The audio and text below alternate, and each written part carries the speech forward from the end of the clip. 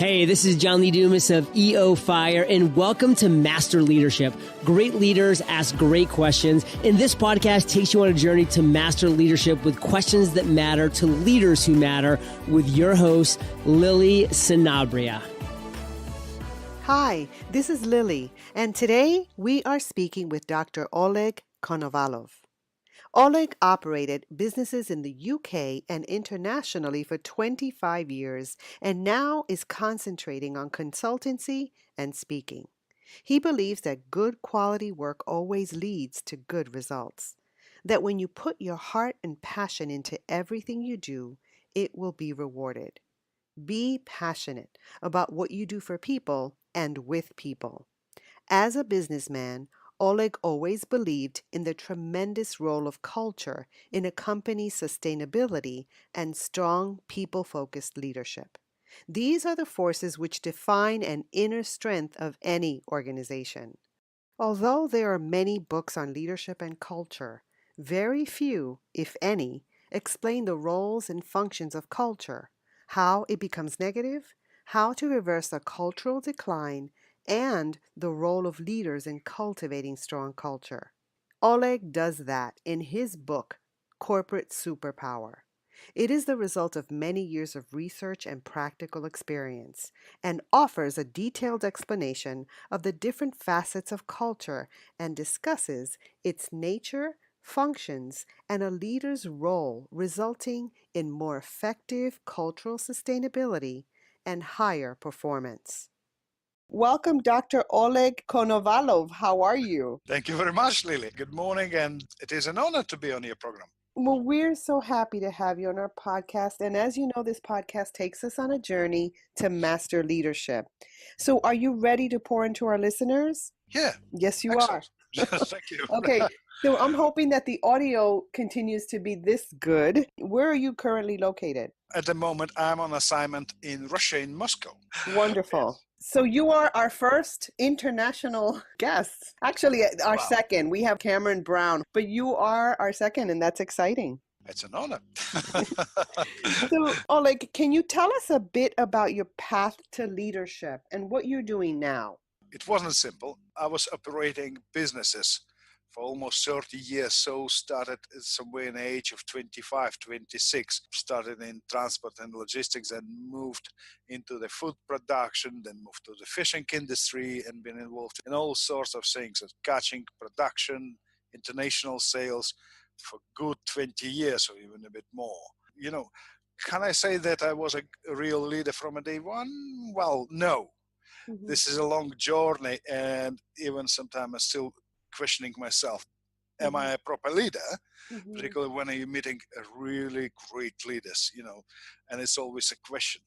This is a long journey of mistakes, trying, learning, reflections, growth, and again and again and again. So thinking back, I was driven by ideas and thinking, okay, my team will accept it and they will be fully involved.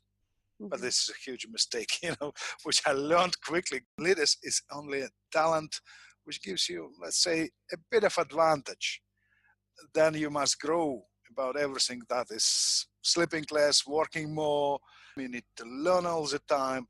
You must be with people, not around them, not in front of them. You need to be with them. That's important. And you can't get it from a day one. You need to learn it. You need to learn it by your guts. Even so, with my experience, I realized that it is not enough. I went for MBA, then for a doctoral degree, which I believe now is one of the wisest actions or steps, because being a leader, you're responsible to help others. Not just, I know something which I would not tell you. No, you need to share it all the time with your staff, with your people, with your partners, with your customers. 4 years ago, I sold my fishing industry business and went to the management consultancy, independent research, and business book writing. What I found, knowledge is the dearest and most demanded product these days. In my area, like management, organizations, corporate culture, leadership, they're all this knowledge in a great demand. It's probably the greater demand than anything else.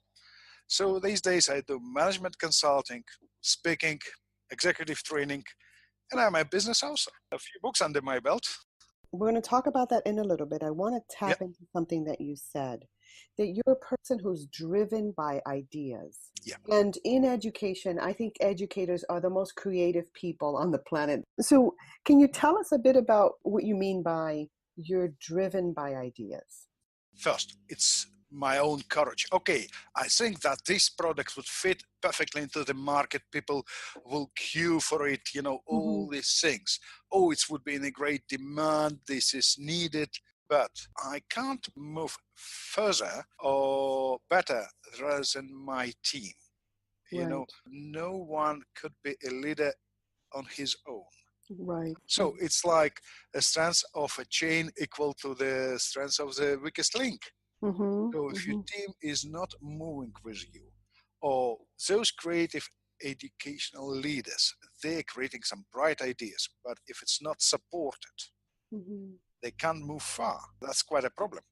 Right. And, ideas to me are the spark to everything. But you're absolutely right. If we have a plan to put it in place and that plan doesn't work, then we have to adjust our plan to what meets the needs.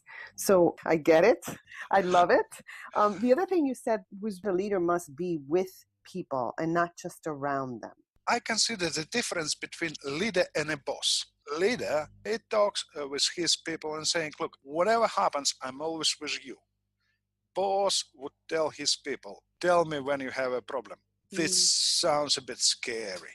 If you just, I'm leading this company, or I'm leading this business, or I'm leading this college, it doesn't mean that you're really with people. You might be somewhere behind, somewhere in front, somewhere aside, but you're just monitoring your people, how they're doing. Are they doing well according to the financial report? Oh yeah, I'm a good leader. No, it's not true. You need to be with people. For instance, talking in terms of corporate culture, this is an energy of all people brought together, all their capacities, all their talents, where they're supporting each other. And in this sense, if you're quoting yourself as a leader, you must put the biggest chunk of this energy on the table. But if you're staying somewhere aside, you can't bring it in. You're just a user of their energy. So you're a boss. So you describe culture as an energy of people where they are supporting each other. Yeah, in achieving one goal. Love it. Okay, so how would you describe your leadership style? I don't think there are ready solutions and clear prescriptions in management. So, because one day you act in one way, another day you act in another way. But as I said, leader is not one single person. Leader is someone with the most responsibilities, supported by a group of people, inspired, encouraged, and engaged by him. So this group of people are facing challenges together, growing together, and learning from each other. I understood it quite early. I need to help people to grow together with me, or learn something, or discover something. I could say that I'm more of a leader coach. This would be my style. It's one side. Another side, helping people. I'm learning a lot from them, a ton of the things every day from them. And that's helping me to get better. This defines my duty. It's like a perpetual cycle. I'm helping my people to become excellent professionals. And they're helping me to become a better leader. And so we're growing together. This is why I'm taking this approach, and I love it. And I think you phrased it beautifully, where you said you were a coach and a learner. That's the type of leader you are. I employed, for instance, someone who is excellent, let's say in marketing, or just is extremely creative, or she is extremely creative person. That's a great chance to learn something from this person. Why I should miss it? It's a gift from heaven. Right. Thank you. Yes. And it's funny because as you're talking, I'm thinking about someone that I had hired some time ago who was so much better than I was in a space that really benefit the company. And I hired her because not only would we do well, but I would benefit myself. I would learn so much from her. And I think a leader who is secure about who they are and empowers others is an important leader. We'll have different logic or pattern of thinking. What I'm learning from these people, even the way how they think about something. Right. because they're right. On certain subjects, you need to have a special way of thinking. Mm-hmm. You can't be just like, marching to the subject and saying, hey, do this and do that. No, it doesn't work. You need to be artful. And so using different approaches. Now, did you say you need to be artful? Yes, you need to be really artful. I've not heard that before, Oleg. Tell me about that. How should a leader be artful? Let's imagine you are dealing with your customers on a daily basis, your clients. How different their expectations depending of the weather, depending of the day of the month. It's everything ever so dependent. How different they would behave in some kind of a turbulent times. And this is like watching an ocean, which changes the color or shades of it every time, every single moment. You need to be artful to reflect it and respond to it. You can't offer the same thing all the time. It's not just boring, it's suicidal. If we're talking about education, we all know who involved in teaching. Groups are different in terms of level of the knowledge or responsiveness of the students. We know that students are different from year 1 to year 2. Right. And so you need to work with them differently. You can't offer them the same prescription, the same way of presenting the subjects, whatever you're teaching, because you need to get them all to the same high level. Right. So sometimes you need to be more creative. Sometimes you need to put more effort. Always you need actually to get them more engaged in this learning, but what instruments you will use. So we need to be artful. Leadership needs to be artful. I love it. And I appreciate you artfully unfolding that for us. So thank you. So, Oleg, which quote or quotes about leadership speak to you and why? I don't think I would be much original, but Niccolo Machiavelli wisely suggested the best fortress is to be found in the love of the people. What happens? I've seen a lot, and I believe, Lily, you've seen a lot of such people as well. They're corrupted by the leader's power. They're just building fortresses because they're not leaders. They're just some kind of administrators because they just want to rule, not to lead. And this is a great definition. Work with people. Use all your leaders' power and influence to serve people. And what would happen is these people will pay you back threefold with their love, respect, support, loyal approach, with everything. This is quite important. And another issue is actually Peter Drucker, because for me, he is like a business god. He said that no one should be appointed into a managerial position if he focuses on people's weaknesses. Look, people will never forget how they've been treated. Right. So praising their best qualities is probably rewarding many times over. Everyone has weaknesses, but everyone has strengths. And so helping these people grow is the most rewarding part of this leadership job or duties. This is why I consider those two issues quite important. And I appreciate that. We do need to focus on the strengths because, when you're a leader and you're focusing on my strengths, then I'm more open to be coached on my challenges and on my weaknesses when I know that you have my back, that you're supporting me. Absolutely. And also, think for a moment, when we're hiring someone for a job, do we looking for weaknesses in the CV? No, we're looking for strengths which we need. And we are hiring this person for these strengths and then saying, oh no, you're not good enough, you have weaknesses. This is absolutely illogical. Why should do this? And many people do, unfortunately. Yes, I've experienced this and I've looked at it and it feels like I have to defend my very existence. And it's a horrible way to interview people. You're absolutely right. I feel it's a stronger leader or interviewer who looks at someone and sees the strengths, even if they're not a good fit, but at least values the person in front of them, honoring people for what they bring to the table, not cutting them down because they don't fit. Now, Oleg, what type of leader are you inspired by and why? Everyone who is a doer Mm-hmm. and a great visionary is just encouraging me to the sky.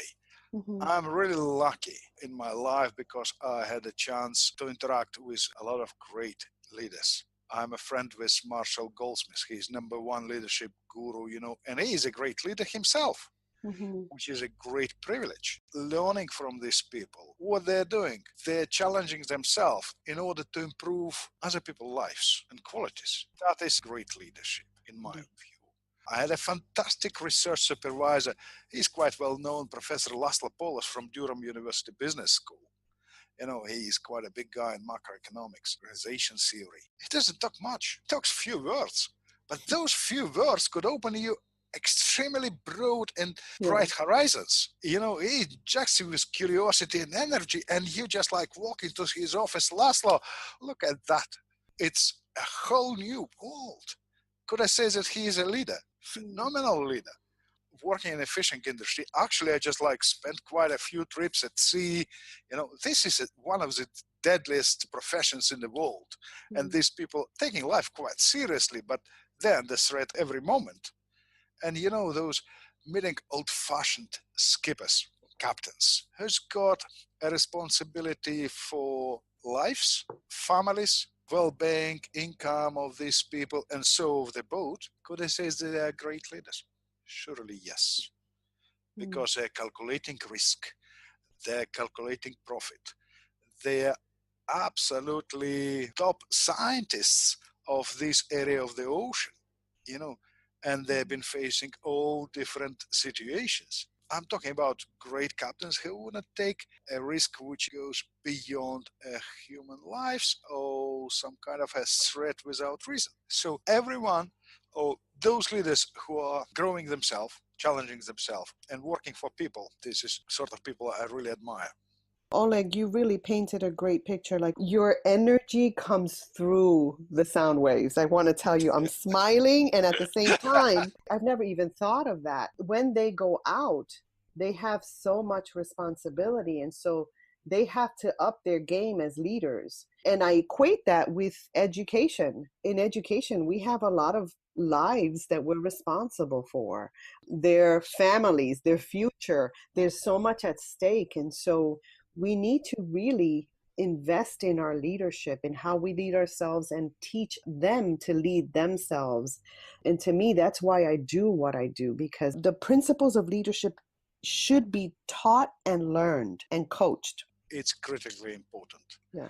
What I do when I'm taking on board my students as a research supervisor or as a mentor, what I'm always saying, the picture which you have is fairly pinky. The real life is much tougher. This is like a very stormy ocean. So I wouldn't continue to add more pink colors into your life.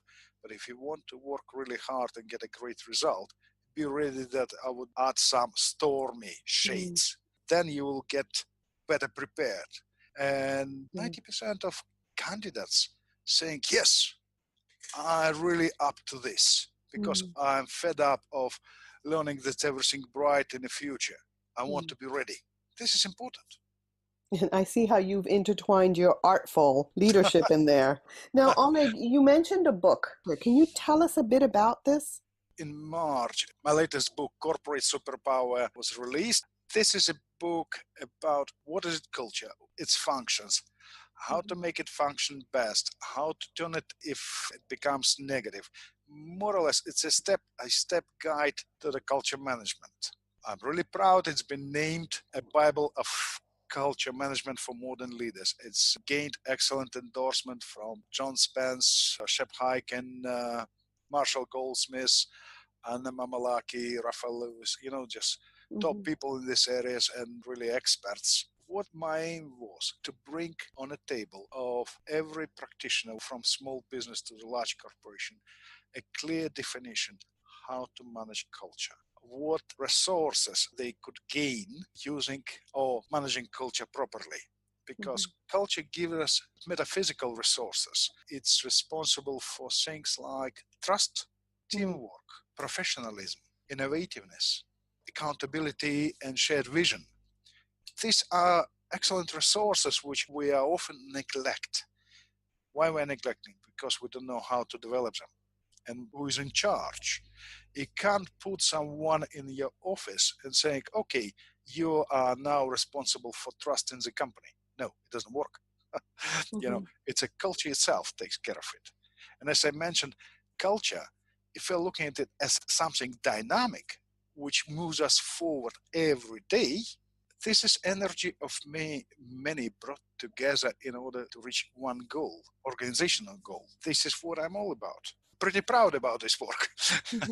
Wonderful. And now, where can our listeners get your book, Corporate Superpower? It's available on Amazon, Barnes & Noble, 800 CO. It's actually quite available these days. Okay. It's in Kindle, in paperback, and the publisher is working on audio version. Okay, so for you, you've been on many teams. What does it mean to have a good team, and how do you build and sustain one? Let's think of a difference between a slave galley, where people are rowing hard without any chance for a future, and a Viking longboat, which is actually a team of 50, 70 warriors who are equal, whose talents and competences are praised, and so they are rewarded. Is there a difference between them? Yes. Vikings conquered many cities, territories, countries, but they're excellent example of a great team. Here is a difference between a team and just crowd in the office. It's like talking about a leader and a boss. A leader making a Viking boat. Boss is more about being on a deck and watching how these slaves are rowing. A huge difference. Good team consists of people who devote their talents, competences to one goal. But what's important in my view, each member acts for a team which cares of him. I know that I'm working for a team, and I know that team cares of me. Again, when you need a certain set of qualities to reach a goal, they should be combined together. It's like a really good effort. For instance, when I'm just building teams, it's not a job description like you could see on these job hunting sites. I'm looking for qualities, human values of potential team members, their competences, of course, and I'm trying to see how it fit. And then it will come, okay, I need men and women in a team because they have different qualities, different emotional qualities, different vision, different colors. Somebody could be young, somebody mature, experienced, of course, specialists in different fields. But the main thing, they all should be prepared and willing to learn from each other. That would be a great team. I think on the top of the list that you mentioned for culture is trust. I did a podcast called Trust Manifesto, I believe is episode 18, because that is so much on my heart. And I believe that it is the foundation of great leadership and a great organization.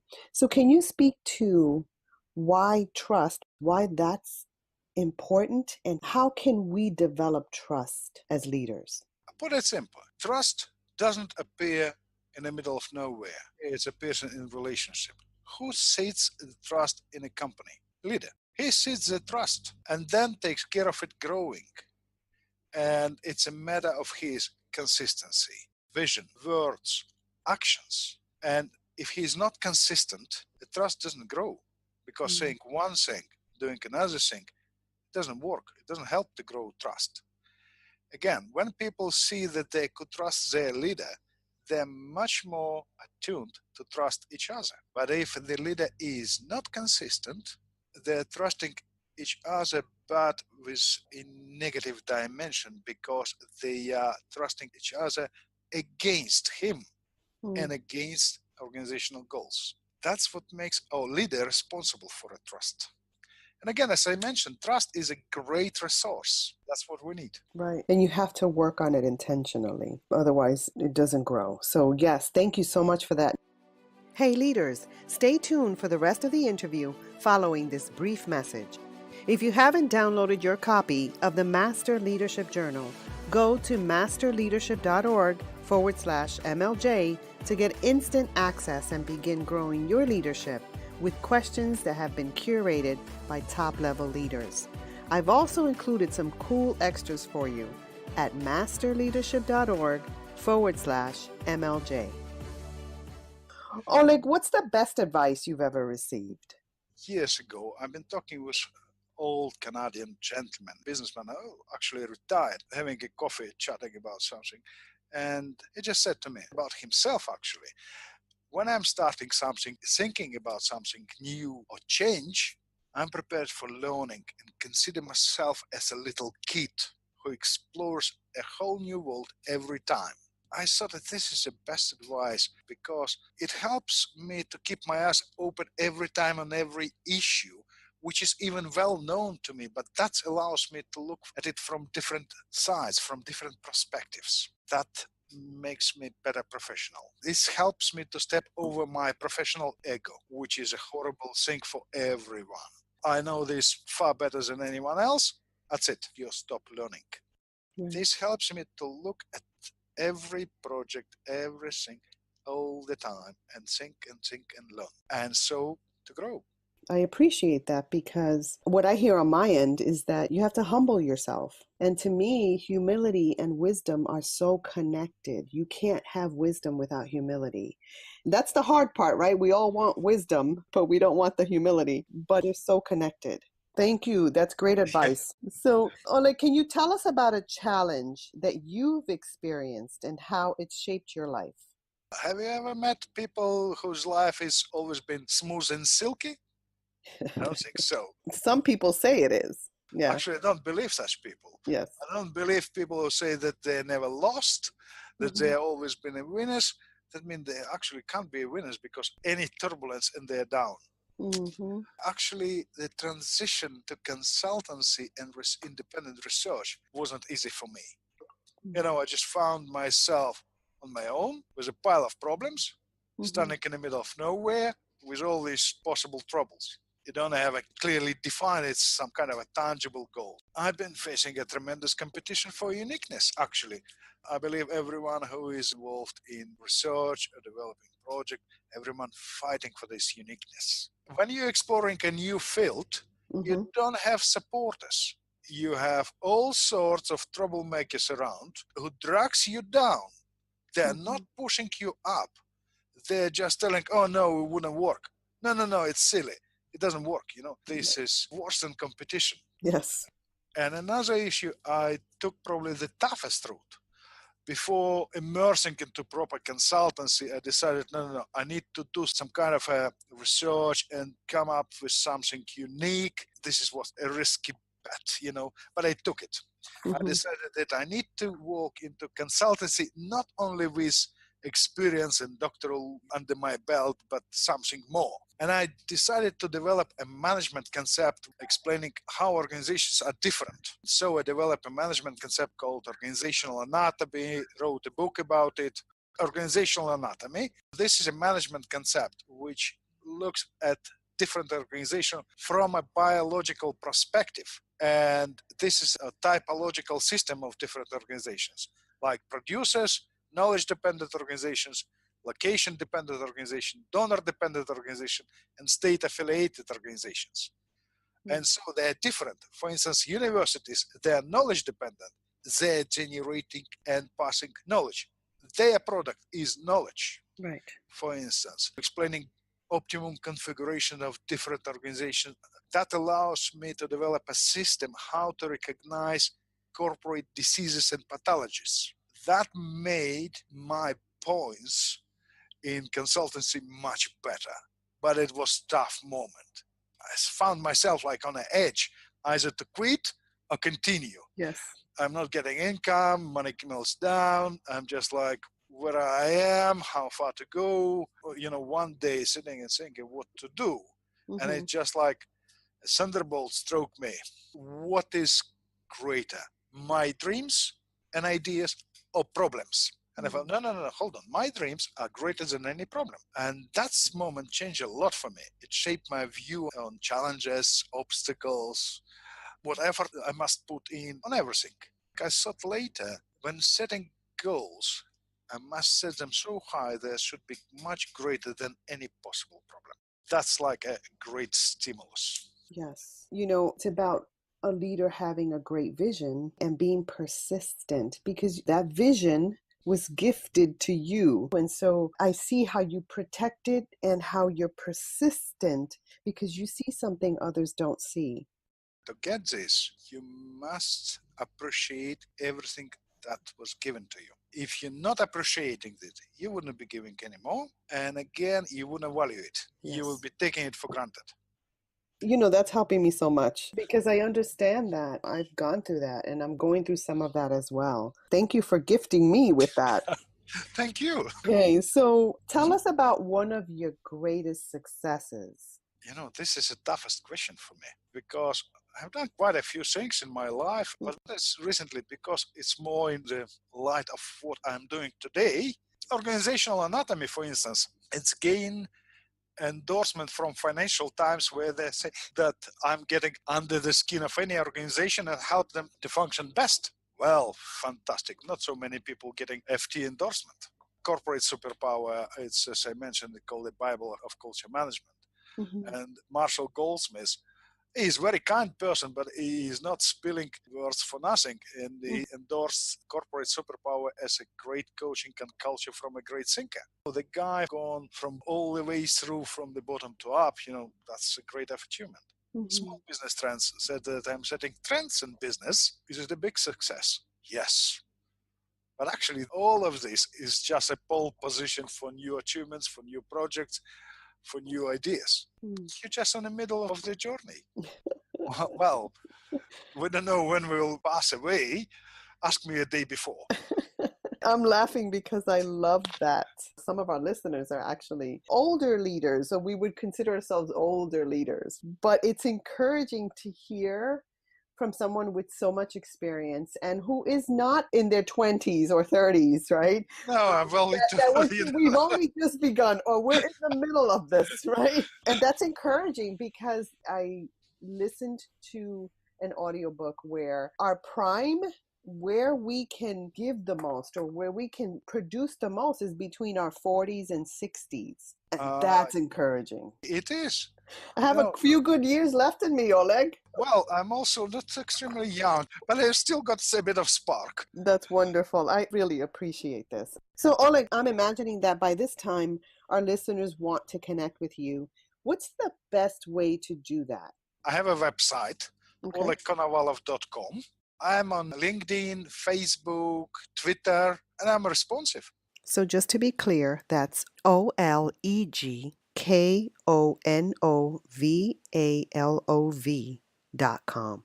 Now, Oleg, what would you tell a new leader who's discouraged about their working climate or culture? Yes, I've seen these cases, but leadership reflects a state of culture. If he is a bad leader, a bad culture only reflects his bad qualities. That means leader need to be honest about himself first.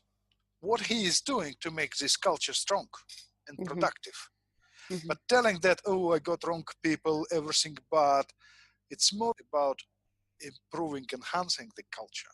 Problems with culture only show that organization is not managed carefully. It's managed like some kind of a joyriders. Instead of setting good standards or improving culture, cultivating great culture, they're setting up some kind of internal civil wars, provoking people, you need to do better. Before asking, be an example. Mm-hmm. Show that you don't have double standards. Show that you are with them. Be with them. A leader actually is responsible for the state of employees, depends whatever the leader is building, whether it's positive or negative culture. If you do something great today for your culture, that means on the next week report, you will see a better result. If you're not, you will see another result. But what is the problem? Leadership is not about past, it's about future. So if someone took an organization as a new leader, which is not in the best shape, is got a great opportunity to drive it to success. He just don't put his hands up.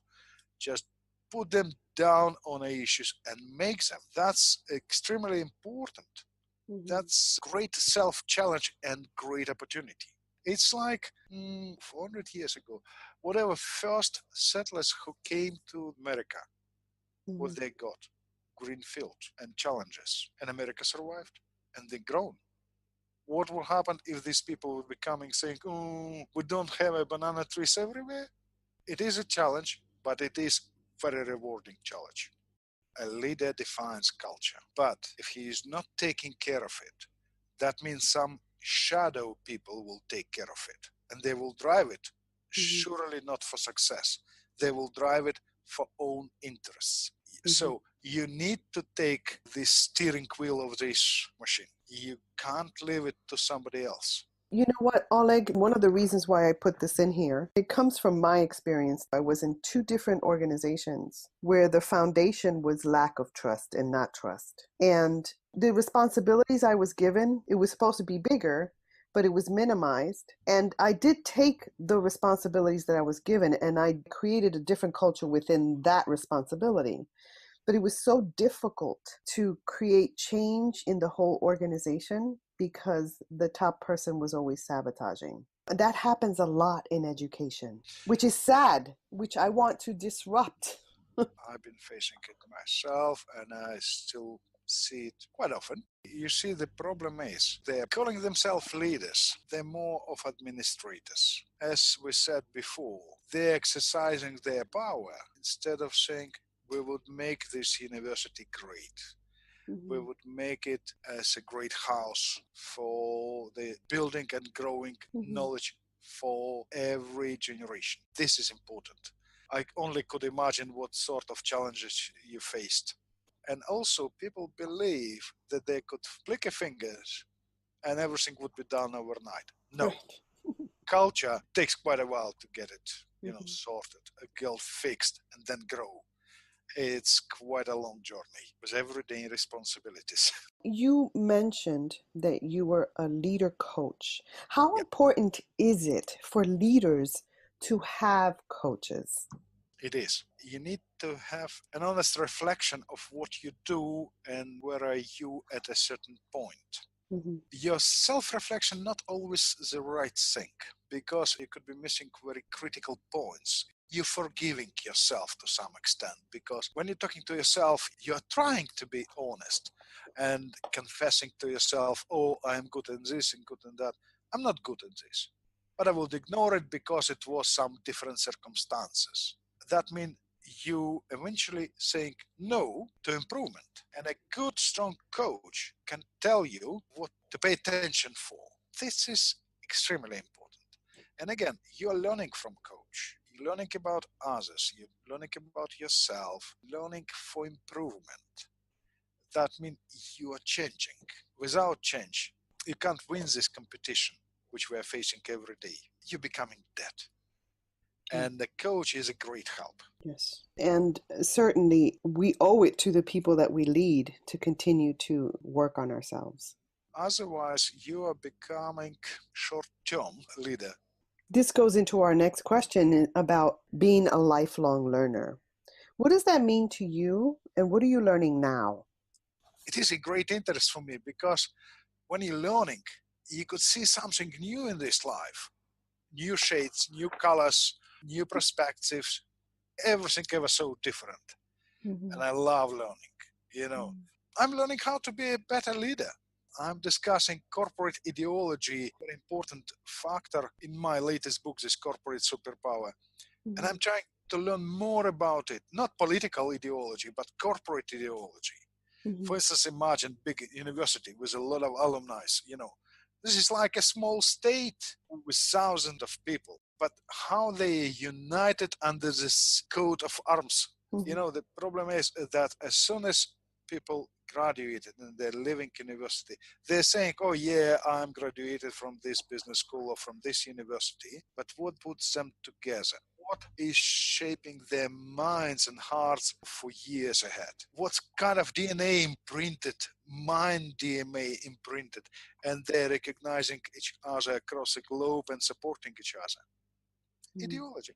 And this is a great subject. I'm looking into it and deeper, along with other prospects and Mhm. research. Great. Thank you so much for sharing that. Now, if there was something you could change in education, what would that be?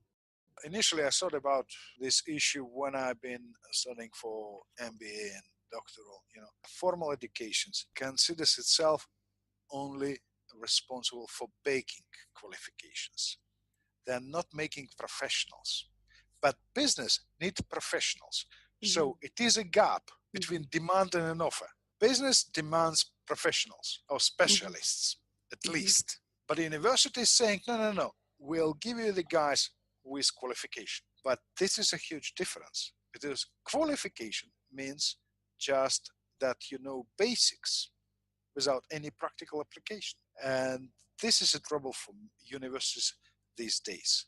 They're raising number of students for a better pay, but it should be some kind of a twist in approach how to get these people ready for a real life where business could take this young graduate immediately into this everyday battlefield. That's what's important. Mhm. Not just saying, oh, we need to take him on board and spend another few months or even years to get him ready to do a proper job. Right. This is why these graduates not so well paid, which is fair. They're not fit into the high level of being paid, And this is a big field, a new field for the universities to develop themselves, which they're not exploring at all. They're Mm. touching it, but not exploring. Mm. They're looking like from outside.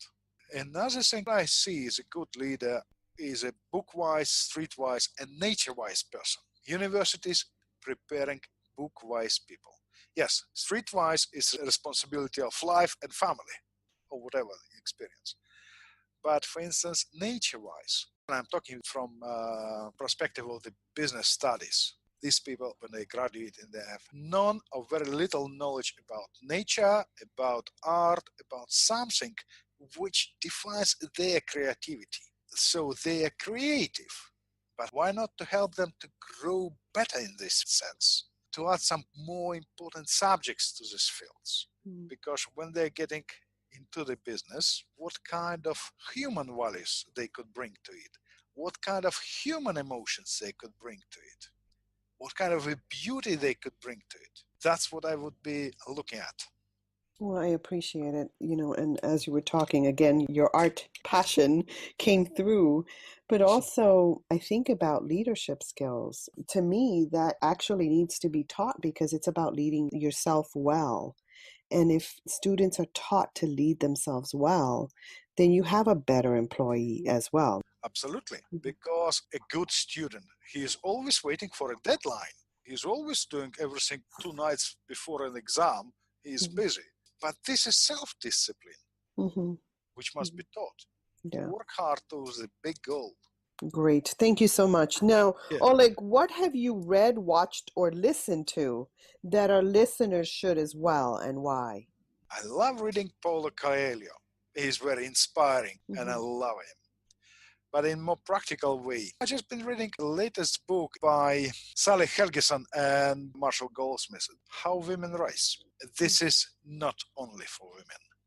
We need in a business this women's energy and talents to add more value to the world. And they're just like in simple language, they're explaining how to help them. And again, if you're a leader and surely you have women in your team, you need to help them to grow because you will get extremely loyal people in your team and extremely capable and extremely valuable. So I love this book, How Women Rise. Excellent. Great. Thank you. Now, Oleg, you have a lot of responsibilities. So, what do you do on a daily basis to set your mind? What is it? A responsibility. In my view, it's obligations to yourself and to others. And Mhm. if you're taking these obligations, so you said yes for something, you're obliged to do this in a time agreed and in quality expected.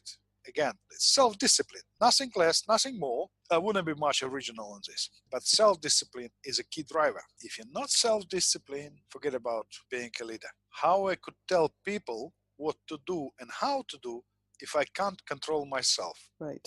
People have a very keen eye on this. They will watch you. And if you're missing something, it will be tough to restore it.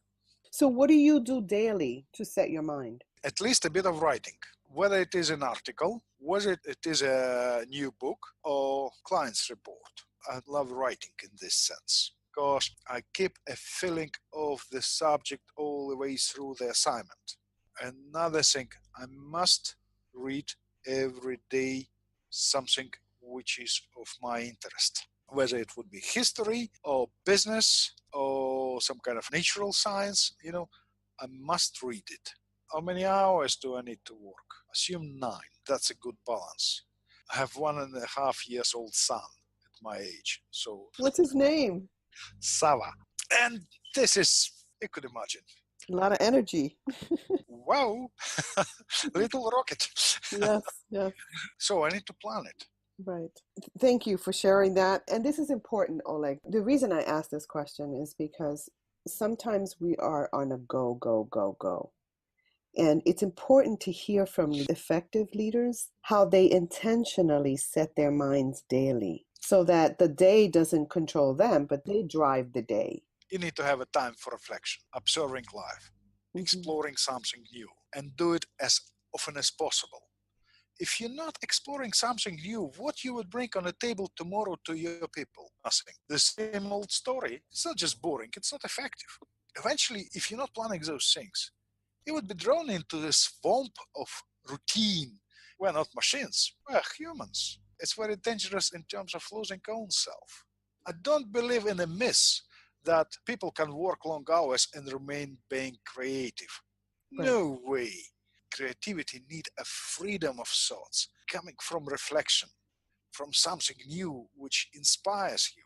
So we need this time for yourself. Again, if you're taking too much responsibility, too much in terms of what you could do, you're not fathoming your own abilities and capacities. That means you are not professional. Promising too much is not professional at all. If you're over-delivering, you are professional. I love that you said if you're over-delivering, you're professional. And I want to add, if you are over-delivering, that's leadership as well. Yes. So thank you so much for that. Now, Oleg, if you were to go back in time, what advice would you give the younger you about leadership? First, don't rush to call yourself a leader. Just reflecting back what I have been through myself in my life, it's great when you think, oh, I'm a leader. Don't rush. Learn how to change your own self first, how to serve people, learn how to make small steps, but dream big. Learn how to command yourself. So don't rush to call yourself a leader. And another issue, I believe is quite important. It's about avoiding this pinky picture. 100 years ago, Henry Ford said that thinking is the hardest job, and this is why not so many people prepared to do it. You know this. Yes. You need to be prepared to work hard in terms of thinking every day, every morning. But this is a very rewarding responsibility. But before you get reward, you must work hard. This is what I would be saying to myself. Wonderful. Now, Oleg, is there anything else you'd like to share with our listeners that we haven't addressed? We're talking about leadership. What is it? This is charisma plus pragmatically rational management based on ability to recognize values important for people. This is a bit of equation. What you put into people, you will get such a result. How you could gain it?